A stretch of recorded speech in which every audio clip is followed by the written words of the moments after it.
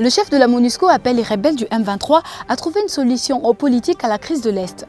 Martin Kobler a fait cette déclaration mardi dernier au cours d'une cérémonie d'hommage rendue à 2 casques bleus tanzaniens de la brigade d'intervention tués au nord de la ville de Goma après les affrontements contre le M23. Nord Kivu, retour sur les festivités ayant marqué la célébration de la Journée internationale de la paix le 21 septembre dernier. Et pour terminer, coup de projecteur sur les retours des habitants du territoire de Nyiragongo dans leur village, et ce, malgré la présence des engins explosifs abandonnés après les affrontements entre les FARDC et la rébellion M23. C'est dans notre chronique Écho de l'Est, Madame, Monsieur. Bienvenue à ce magazine hebdomadaire ONU Magazine. Pour commencer, la MONUSCO a rendu un dernier hommage mardi dernier à 2 casques bleus tanzaniens de la brigade d'intervention, à savoir Maj Mshindo Katibu et Munga Hugo Barnabas, tués dans les affrontements à Kibati contre les rebelles du M23. La cérémonie s'est déroulée au quartier général de la mission onusienne de Kinshasa en présence du représentant spécial du secrétaire général de l'ONU, Martin Kobler, du commandant de la force de la MONUSCO, le général Carlos Alberto dos Santos Cruz, et du commandant de la brigade d'intervention, le général James Alois Mwakiboloa. Revenant sur la disparition de ces 2 soldats de la paix, le commandant de la force de la MONUSCO a qualifié leur mort de symbole de dévouement et de l'engagement de la MONUSCO dans l'accomplissement de son mandat. Ces valeureux soldats sont les symboles de dévouement, du courage et de la détermination dans la prise de risque pour l'accomplissement de la mission qui nous a été donnée par le Conseil de sécurité de l'ONU, à savoir la protection des civils, ainsi que du personnel et des installations des Nations Unies. De son côté, Martin Kobler a appelé les rebelles du M23 à trouver une solution politique à la crise de l'Est avant de rappeler l'objectif de la MONUSCO en République démocratique du Congo. Notre objectif est de servir le peuple congolais dans leur lutte contre les rebelles, en particulier dans l'Est. Je crois que c'est très important de comprendre. On est ici pour servir. Et les 2 soldats ont laissé leur vie dans le combat contre le M23. Et j'appelle aux forces du M23 de trouver une solution politique. Et nous sommes ici de combattre, mais aussi de trouver la solution politique.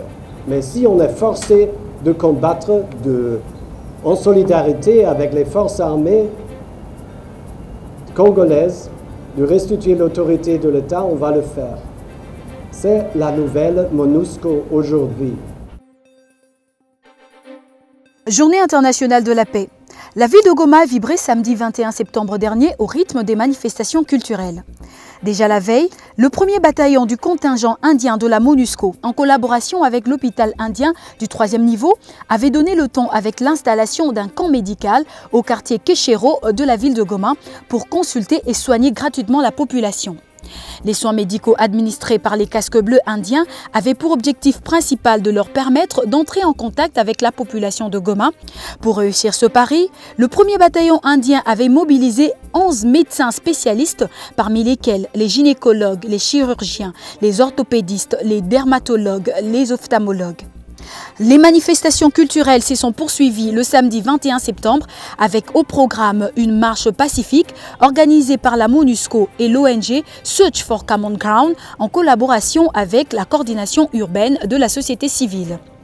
Par cette expression, les organisateurs tenaient à dénoncer les 20 ans de guerre ignoble à l'est de la RDC et à établir une tribune d'expression populaire sur l'éducation à la paix. À ce titre, les acrobates, les groupes folkloriques, les concerts musicaux étaient au rendez-vous avec en toile de fond un match de volley-ball ayant opposé les handicapés physiques de la RDC à leurs collègues rwandais venus de Gisenyi.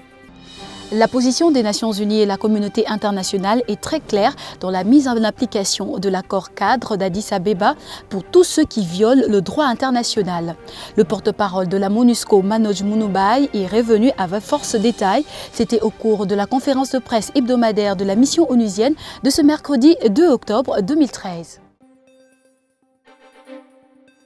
La position des Nations Unies et de la communauté internationale est très claire. il n'y aura pas d'amnistie, il n'y aura pas d'impunité, il n'y aura pas de prime pour ces criminels qui s'adonnent à des activités allant contre le droit de l'homme et que l'on a très bien identifiées. Et ça, c'est la position de la communauté internationale. Après avoir abandonné leurs habitations suite aux affrontements entre les rebelles du M23 et les FARDC, appuyés par la brigade d'intervention de la MONUSCO, les habitants du territoire de Nyiragongo, situé dans le nord de Goma, commencent à regagner leur village. Mais ce retour timide s'effectue sur fond de risque avec la présence des engins non explosés abandonnés dans la zone.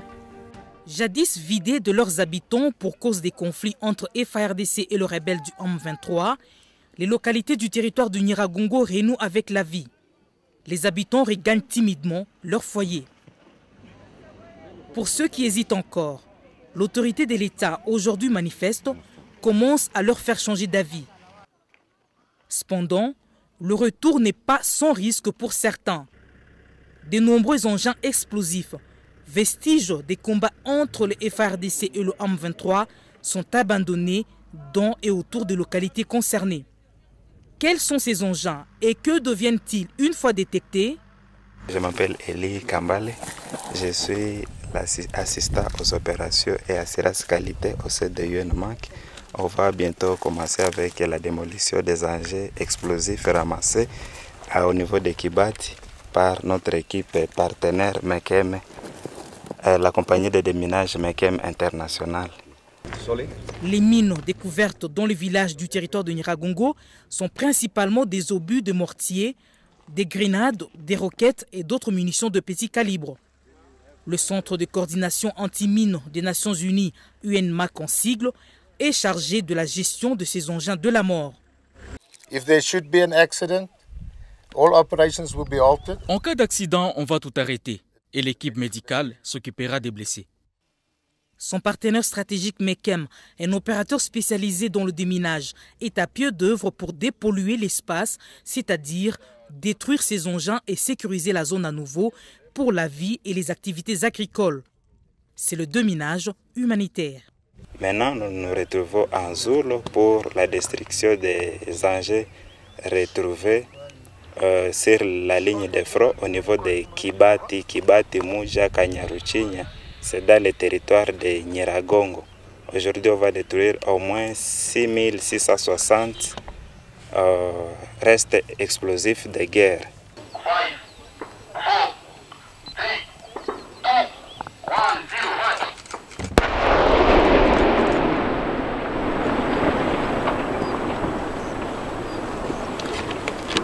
Il ne reste plus rien maintenant. Nous attendons que vous ayez quitté pour vérifier et nous assurer que tout a été détruit. L'action de destruction des engins de la mort est d'autant indispensable qu'elle s'inscrit dans le cadre des initiatives en faveur de la consolidation de la paix et du développement afin de contribuer à stabiliser le pays. Et cela doit se faire sans répit. Ça, c'est ce qu'on appelle éclat de but. Ce sont des débris qui volent ça et là, tuant des gens. C'est ça les éclats. Nous sommes toujours opérationnels, il y a les équipes qui se trouvent sur place. On continue avec le travail qui va prendre beaucoup de temps.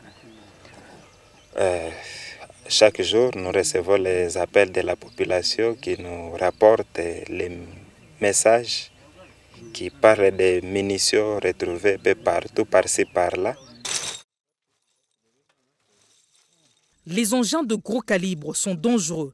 Les munitions de petit calibre ne les sont pas moins. Un nombre considérable de ces dernières a également été ramassé dans la zone de conflit. Maintenant, nous allons procéder à l'incinération des munitions de petit calibre. Donc, vous voyez le fourneau qui est derrière nous. Nous allons mettre une quantité de munitions à petit calibre. Et puis, sous le fourneau, il y a une partie pour allumer le feu. Donc, le feu va consister à réchauffer le fourneau.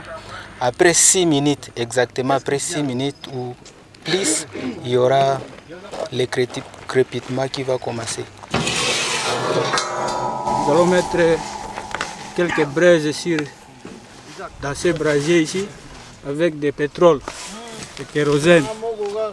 Une fois le kérosène mis et les braises, nous allons allumer. La destruction de tous ces engins ou restes explosifs de guerre, REG en sigle, permet de lever les obstacles liés à leur présence ainsi qu'à celle d'autres mines. Faut-il le rappeler, cela limite la sécurité, l'accès de populations aux ressources, aux infrastructures et services socio-économiques de base. À déminant, à détruisant les engins, soit à les ramenant, ça réduit les risques. Donc nous sommes en train de réduire les risques et à part ça, nous sensibilisons aussi la population de ne pas toucher, de marquer ces engins. Cependant, le chemin est encore long, la décontamination loin d'être achevée. De nouveaux engins sont sans cesse découverts. Et c'est sur ce focus que nous mettons un point final à cette édition d'ONU Magazine. Merci de l'avoir suivi et à très bientôt.